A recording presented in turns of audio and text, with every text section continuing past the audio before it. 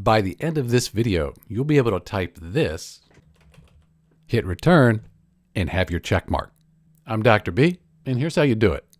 So in the ribbon, go to Insert, go all the way over to the headphones icon, and then go More Symbols.